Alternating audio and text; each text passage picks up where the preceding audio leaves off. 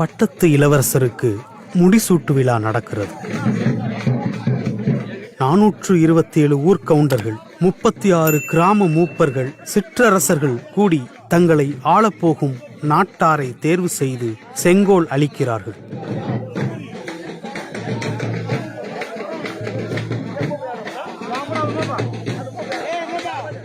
குடிபடைகளுக்கு அறுசுவை கறி விருந்து தயாராகிக் கொண்டிருக்கிறது. திருவண்ணாமலை, வேலூர், திருப்பத்தூர் மாவட்டங்களைச் சேர்ந்த 427 மலை கிராமத்து மக்களும் தங்கள் இளவரசனை காண குவிந்திருக்கிறார்கள் மல்லிமோடு ராஜ்யத்தில்.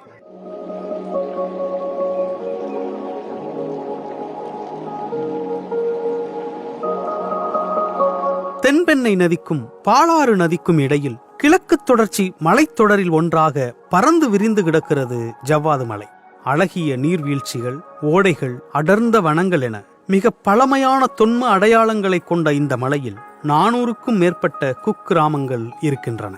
வேளாண்மையை தொழிலாக கொண்ட மலையாளி என்ற பூர்வ பழங்குடிகள் இங்கே வாழ்கிறார்கள்.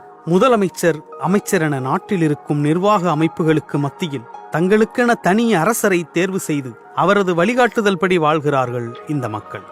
இங்கே பார்த்தீங்கன்னா அமிர்தியிலேருந்து சங்கம் வரைக்கும், படவேட்டிலேருந்து ஏலகிரி மலை வரைக்கும் இந்த மலை கிராமங்கள் உள்ளடக்கிய பகுதி இது. இதில் பார்த்தீங்கன்னாக்க இப்போ ஒரு 10 தலைமுறையாக இந்த நாட்டாமை, அதுக்கு கீழே சிற்றரச நாட்டார்கள், ஊரான்கள் மற்றும் மூப்பன்கள், இந்த மாதிரி அந்த சிற்றரசாங்க ராஜாங்கமே எங்கள் மலையில் நடந்திருக்கு.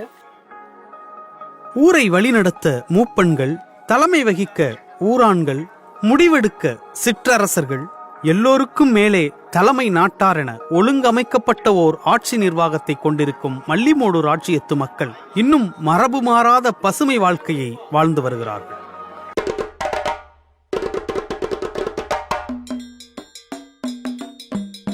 கடந்த 84 ஆண்டுகளாக 427 கிராமங்களையும் உள்ளடக்கிய மல்லிமோடு ராஜ்யத்தின் தலைமை நாட்டாராக இருந்தவர் சின்னாண்டி கவுண்டர் முதுமை காரணமாக 2 ஆண்டுகளுக்கு முன்பு இறந்து விட்டார். அதன் பிறகு தலைவர் இல்லா நாடாக தடுமாறத் தொடங்கியது மல்லிமோடு. தலைமை நாட்டாரை மனிதர்கள் தேர்வு செய்ய முடியாது. இறைவனால் தேர்ந்தெடுக்கப்படுபவரே தங்களை ஆளத் தகுதியானவர்கள் என்று நம்புகிறார்கள் மலையாளி பழங்குடிகள். தங்களது தலைமை நாட்டாரை அடையாளம் காட்டும்படி குலதெய்வமான வேடவரிடமும் காவல் தெய்வமான காளியம்மனிடமுமே கேட்டுவிட முடிவெடுத்தார்கள். சிற்றரசர்கள், ஊரான்கள், நாட்டார்கள் முன்னிலையில் குறி கேட்கும் நிகழ்வு தொடங்கியது. நாட்டாருக்கு சின்னாண்டி கவுண்டருக்கு 3 மகன்கள். பெரியவர் பேர் வெள்ளிக்கண்ணன், நடுவில் ஒரு பேர் முத்துசாமி, சின்னவர் பேர் பெருமாள். இவங்களுக்கு யாரும் அந்த குறி வச்சு கேட்கும் போதும் சாமி அந்த 10 வயசுக்குள்ள, அந்த 10 தலைமுறையாக 10 வயசுக்குள்ள தான் அந்த தலைமை நாட்டார் பொறுப்பு வழங்கியிருக்காங்க, செங்கோல் ஆட்சின்னு வழங்கியிருக்காங்க. அது பார்த்திங்கன்னா இப்போ சமீபத்தில் அதுக்கு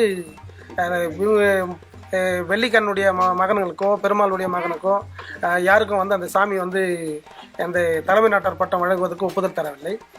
எனவே செத்திவேல் அவர்களுக்கு கடைசி மகன் அவருக்கு, 4 பிள்ளைகள் அவருக்கு, முத்துசாமி என்பவருக்கு, கடைசி மகன் செத்திவேல் என்பவருக்கு சாமி வரம் கொடுத்தது. தங்கள் தலைமை நாட்டாரை குட்டி இளவரசனாக அடையாளம் கண்ட மகிழ்ச்சியில் ஊரே குதூகலித்தது. ஜூலை 16ஆம் தேதியென மகுடம் சூட்ட நாள் குறிக்கப்பட்டது. மல்லிமோடு ராஜ்யமே பெருந்திருவிழாவுக்கு தயாரானது.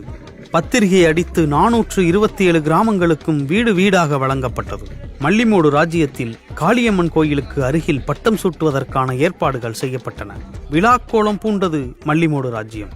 புதுத்துண்டை முண்டாசாக தரித்து தங்கள் இளவரசனின் முகம் காண 2500க்கும் மேற்பட்ட குடிபடைகள் குவிந்தன. சிற்றரசர்கள், மூப்பன்கள், ஊரான்கள் முன்னிலையில் பட்டுடை தரித்து தலைப்பாகை சூட்டி மரபுப்படி கம்பீரமாக நடந்து வந்தார் பால்யம் மாறாத 9 வயது இளவரசர். சடங்குகள், சம்பிரதாயங்கள் முடிந்து பட்டுத்துணி விரிக்கப்பட்டு புல்வெளியில் அமர வைக்கப்பட்டார் இளவரசர். மூத்தோர் இணைந்து தங்கள் ராஜ்யத்தின் அடையாள சின்னமான செங்கோலை இளவரசருக்கு வழங்கினார்கள்.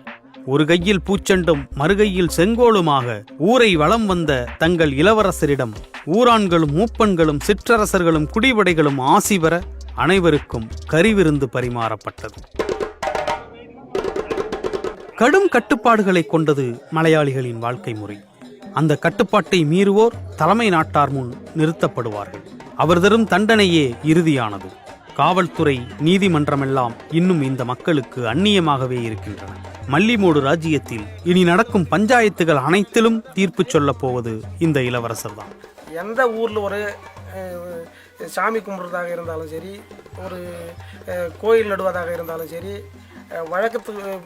பண்டைய காலத்தில் எப்படி இருந்ததோ, ராஜராஜ பரம்பரையில் எப்படி இருந்ததோ அதே போன்று செத்திவேல் அவர்களுக்கு இப்போ அந்த ஊருக்கு போனால் அந்த ஊராண்மை மற்றும் அங்குள்ள சிற்றரச நாட்டார் அனைவருமாக சேர்ந்து அவருக்கு ஊர்லேருந்து ஒரு 100 அடி தூரம் வரைக்கும் மேலே தாளங்கள் வச்சு அவர் அழைச்சின்னு போய் அங்கே போய் நம்ம வழக்க பிரகாரம் அந்த போட்டிருக்கும் பந்தலில் அவர்களை அமர வைத்து அனைவரும் வந்து ராஜாக்கள் பரம்பரையில் எப்படி தலப்பா கட்டியிருந்தாங்களோ அதே போன்று தலப்பா கட்டி எல்லாரும் செத்திவேல் அவரை சேர்ந்த அனைத்து ஊர் கவுண்டருங்க, நாட்டான்கள் எல்லாருமே ஒட்டு தனியாக செத்திவேல் மட்டும் தனியாக போக மாட்டார். அவருக்கு எல்லாருமே கூட ஒரு 100-150 பேர் போவாங்க. எல்லாரும் அந்த ஊர் பொதுமக்கள் வந்து பொம்பளைங்க ஆம்பளைங்க எல்லாம் உட்பட எல்லாருமே காலில் விழுந்து மரியாதை செய்வார்கள். அதன் பிறகு திருமண வாயிலில் உட்கார வைத்து அவர் வந்து அந்த திருமண நிகழ்வுகளெல்லாம் நடத்துவார். அங்கே எதனா முக்கியமான ஒரு பஞ்சாயத்து அப்படின்ற பேரில் அவர் சத்திவேலு ரொம்ப சின்ன வயசு இருக்கிறதுனால பெரியவங்களெல்லாம் அவருக்கு இந்த மாதிரி ஆலோசனைலாம் சொல்லுவாங்க. அந்த ஆலோசனை பிரகாரம் அவர் வந்து இப்படி தான் பண்ணணும், இந்த பஞ்சாயத்து இப்படி தான் பண்ணணும் அப்படின்ட்டு அந்த ஆலோசனை கேட்டு அவர் தீர்ப்பு சொல்லுவார். தீர்ப்பின் அடிப்படையில் எல்லாருமே கட்டுப்படுவார். சத்திவேல் என்ன தீர்ப்பு சொல்கிறாரோ அந்த தீர்ப்பு கட்டுப்படுவார். திருமணம் நிச்சயிக்கப்பட்டால் தலைமை நாட்டாருக்கு முறைப்படி தகவல் தெரிவிக்க வேண்டும்.